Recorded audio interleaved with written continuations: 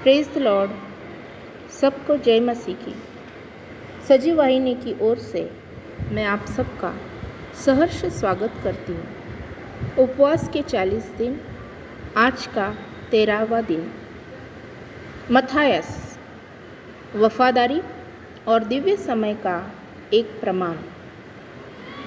क्योंकि हम परमेश्वर की बनाई हुई कृति है और अच्छे काम करने के लिए मसीह यीशु में रचे गए हैं, जिन्हें परमेश्वर ने हमारे लिए, हमारे करने के लिए पहले से ही तैयार किया है।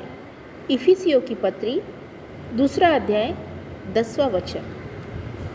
मत्थायस नए नियम में दृढ़ता, ईश्वर की योजना पर निर्भरता और ईश्वर के आह्वान को स्वीकार करने की इच्छा के प्रतीक के रूप में प्रकट होता है।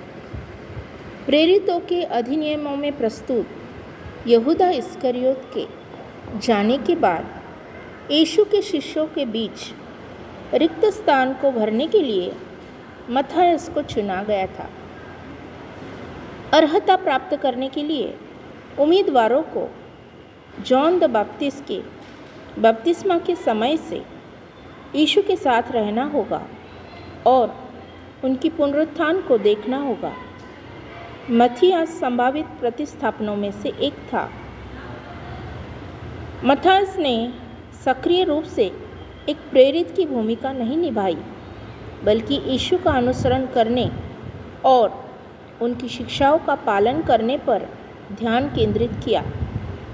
उन्होंने अन्य अनुयायियों की सहायता करने में अपने कर्तव्यों का पालन किया। जब सही समय आया तो मत्थायस उस पद को ग्रहण करने के लिए तैयार हो गया, जिसे परमेश्वर ने उसके लिए निर्दिष्ट किया था। पिन्तेकुस्त के दिन अन्य प्रेरितों के साथ पवित्र आत्मा प्राप्त करने के बाद वह यहूदिया और कोलचीस में सुसमाचार का प्रचार करने के लिए निकल गए। 64 ईस्वी के दौरान यरूशलेम के लोगों ने मत्थियास पर पथराव किया था। उनकी मृत्यु के बाद यहूदियों ने उनका सिर कलम कर दिया। मत्थायस का जीवन हमें ईश्वर के निर्देशों पर ध्यान देने और उनका पालन करने के लिए एक अनुस्मारक के रूप में कार्य करता है।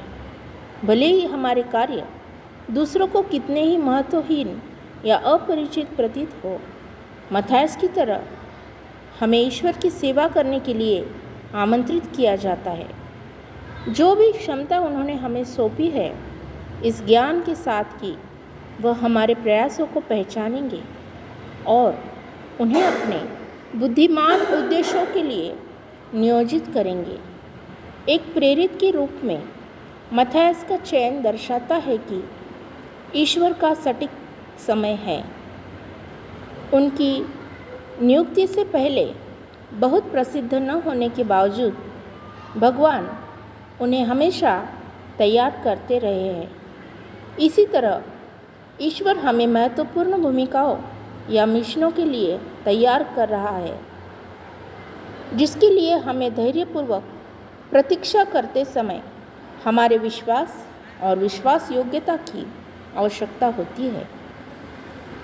मत्थियास की यात्रा हमें अपने जीवन के लिए ईश्वर की अनूठी बुलाहट और उद्देश्य को अपनाने के लिए प्रेरित करती है। चाहे हमारे कार्य अत्यधिक दृश्यमान हो या छुपे हुए हो, आइए हम निष्ठापूर्वक ईश्वर की सेवा करें, यह मानकर कि हमारी आज्ञाकारिता उनकी योजनाओं को आगे बढ़ाएगी और उनके नाम का सम्मान करेंगी। प्रभु यीशु मसीह के मधुर नाम से आमीन।